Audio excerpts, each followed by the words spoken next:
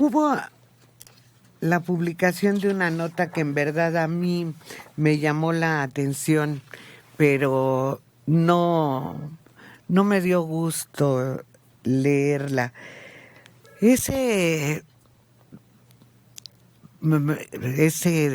imagen que tengo de la mariposa monarca aquí en el límite de Michoacán y el Estado de México, para mí es impresionante. Esos árboles que se ven prácticamente amarillos cuando todas las mariposas están posadas en los árboles, es impresionante, es muy bello. Y después saber que es un animalito pequeñito, frágil, y que hace una travesía larguísima en diferentes climas, en diferentes situaciones de ambiente, para depositar sus huevecillos y dar vida a nuevas mariposas. Es impresionante, es un fenómeno de la naturaleza que en verdad causa admiración, pues está ya considerada por los biólogos y también por la Unión Internacional de Conservación de la Naturaleza en grave riesgo de extinción. Así es. Y se debe no tanto por el problema en los bosques de Michoacán, sino porque en el trayecto la mariposa se reproduce unas 3 veces, muere y se reproduce. Pero en el trayecto tiene su fuente de alimentación de las orugas. Es una planta muy especial que aparece mucho en los confines de los predios cultivados.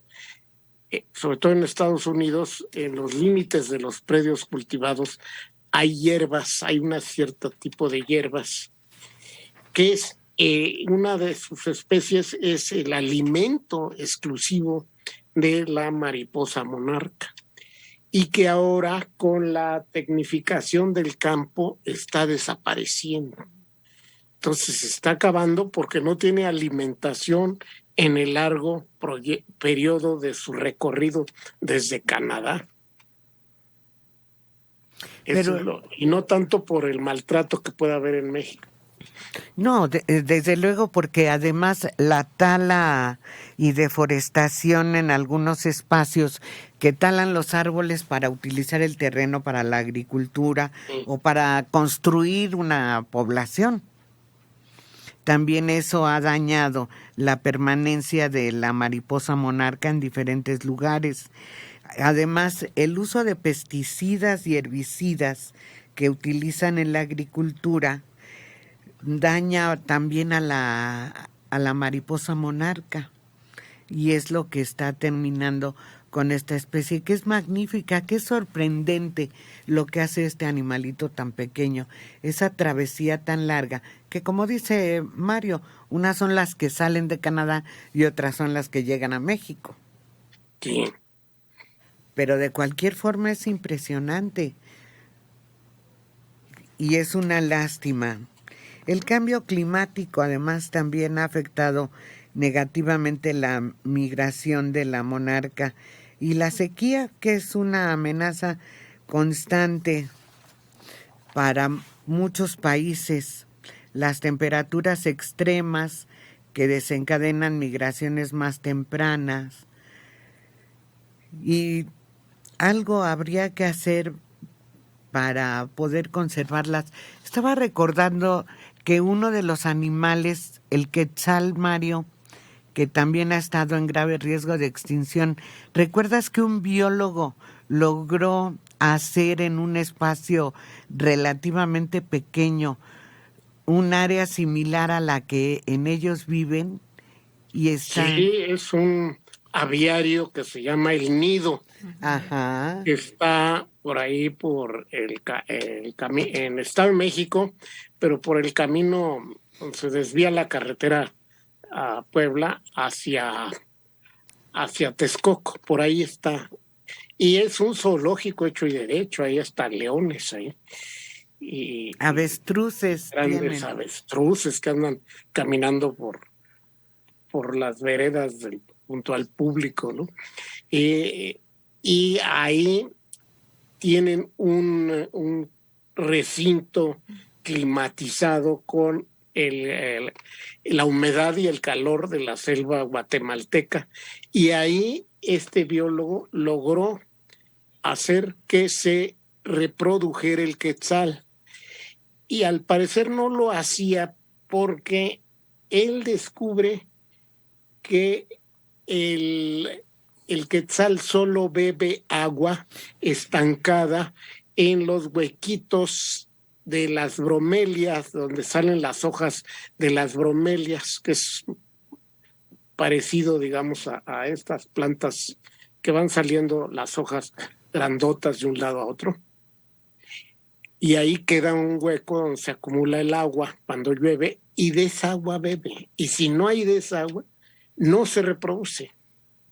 Entonces él descubrió esto. Y por ahí andaba el quetzal macho, andaba volando de un lado a otro, pero se paran en el barandal de la vereda, del caminito para los visitantes, el quetzal hembra, que es que es gris, bueno, café oscuro y no tiene la colota. Sí, el macho que es verde con así, una cola de metros, ¿no? Uh-huh. Sí, es un lugar fascinante el nido. Tiene muchas especies de águilas. Sí. ¿El penacho de Moctezuma está hecho con plumas de quetzal? Sí. Entre otros, sí. Yo creo que la humanidad va a terminar haciendo espacios así para la conservación de las especies. Pues ojalá tengan la paciencia y la entrega que sí tuvo este señor. La mayor parte de la gente quieren rápido y obtener grandes instalaciones y financiamiento y todo. Y falleció hace pocos años el biólogo, ¿no? Pues sí, yo recuerdo que fue creo que ya en este siglo. Creo que sí. Sí, porque coincidió con la visita que yo hice al nido, su fallecimiento. Sí. Y fue, no sé, hace unos 10 años. Sí. Pero es un lugar muy hermoso, vale la pena que lo conozcan. Y sería muy triste que se tuviera que buscar un espacio similar para seguir conservando la presencia de la mariposa monarca. Pues ahí está más difícil porque tiene que simular su viaje. Es una cosa que tiene la especie en los genes y si no puede hacer ese viaje se va a extinguir. Pero ¿sabes cuánto ha disminuido la población? 99%. No, hombre, pues ya. Sí, de 10 millones solo se considera que existen un poquito menos de 2 millones de mariposas. Pero si recuerdas, no se sabía que existían. No, es hasta los 70 del siglo pasado, más o menos, en que empezaron a difundirse las noticias y el asombro de un reportaje y se descubrió en las montañas el sitio donde llegaban. O sea, durante siglos, desde los tarascos o los habitantes de aquella zona, no se sabía. Cuando yo era niño, no se sabía. No se conocía. No se conocía esa zona. Solo los pobladores cercanos conocían de eso. Mis abuelos vivían en un pobladito que se llama Contepec, Michoacán, que está entre Angangueo. Y ellos están al pie de un cerro que es Altamirano. En ese cerro también llegaba parte de la población de mariposa monarca. Y ellos me contaban que había un día en especial que llegaban, pero la calle principal de ese pobladito se llenaba de mariposa monarca, porque unos miles quedaban en el Cerro Altamirano y otras pasaban por esa calle y se iban al que estaba cerca, al cerro cercano a Angangueo, que es donde se dio a conocer la población. De este lado del Cerro Altamirano realmente no se publicitó, afortunadamente, pero la tala inmoderada también ha acabado con eso. Pero era un espectáculo para los pobladores y sabían que llegaban, pero era algo natural para ellos. Pero no sabían de dónde. No. No se sabía que hacían esa travesía tan larga de varios kilómetros, muchísimos kilómetros desde Canadá. Sí. Y es hasta los años 80, finales de los 70, 80, cuando lo descubren, que esa mariposa viajaba tanto. Y yo me acuerdo porque a mi hija le dejaron de tarea esa investigación, y fue cuando nos enteramos que era muy reciente que habían descubierto la travesía. Y excursiones, ¿no? Iban camiones y camiones llegaban. Eso fue lo malo, que llegaban los camiones hasta Angangueo y la mariposa, que no está paradita en un solo lugar, pues morían muchas veces bajo las llantas o las pisadas de los visitantes. Sobre todo si llegaban temprano, es un lugar boscoso, hace frío, y muchas mariposas estaban en el piso, tratando estaban congeladas o con mucho frío y esperando un poquito los rayos del sol. Las pisadas de los visitantes acaban con ellas. Y yo me acuerdo que la maestra que dejó ese trabajo en la escuela de mi hija, uno de los papás se le ocurrió que se podía organizar una excursión, un fin de semana, y la maestra dijo que no, que para eso estaban los libros, no había necesidad de ir a molestar a las mariposas. Qué buena decisión. Eso fue lo que dijo la maestra.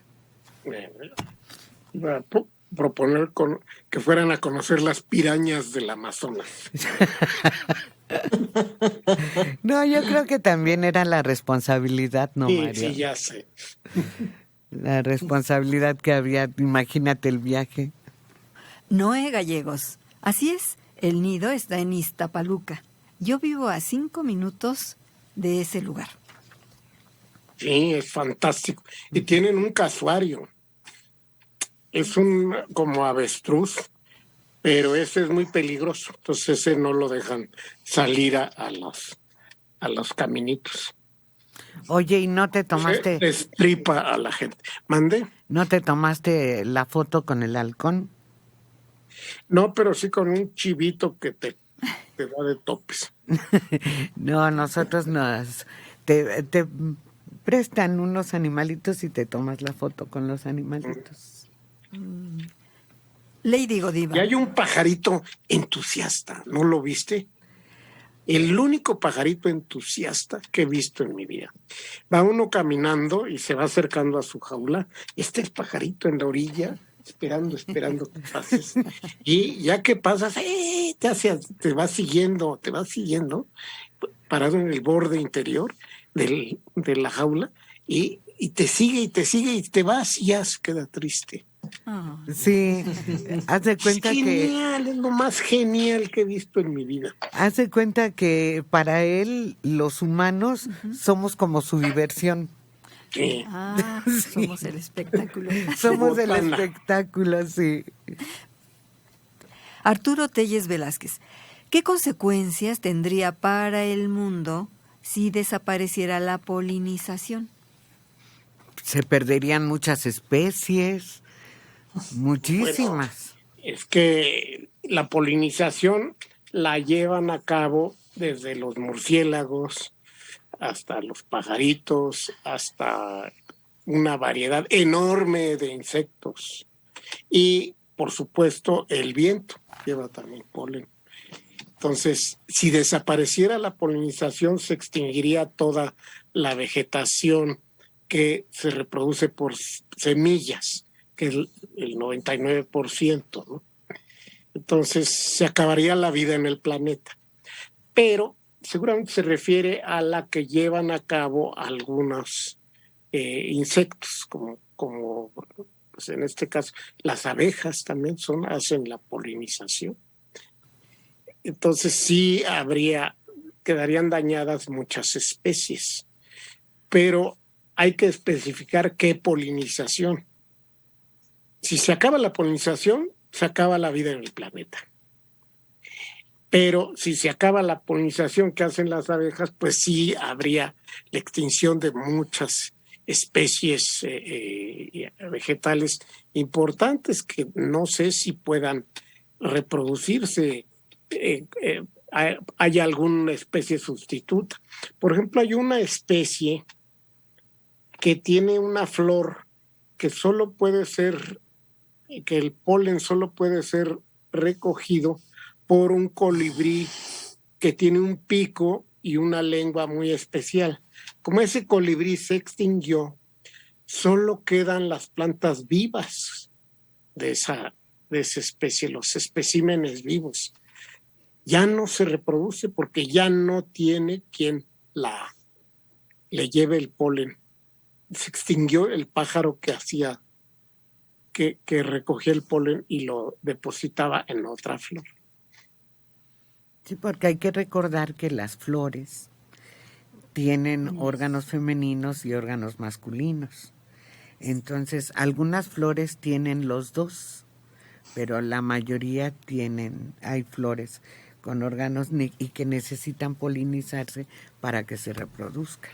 Y ahorita que mencionaba el ingeniero que el viento también es polinizador, yo recuerdo que más o menos en enero o febrero, mi papá si veía que había mucho viento en esos meses, decía, va a haber muchas tunas. Ah, y sí, en efecto, cuando había mucho viento en ese tiempo, ya en julio, agosto, había muchas tunas en los nopales que teníamos ahí. Y bueno, en general, ¿no? Había huertas de nopales. Y se daba la producción, era abundante. Y en el mercado podemos ver también, hay años en que el mercado está abarrotado de tunas, hasta de colores, ¿no? Porque está la que le llaman la tuna blanca, la roja, amarilla, hay cardona, verde. Sí. La que se usa para el caldo, ese es xoconostle. También. También es una tuna, sí. Sí.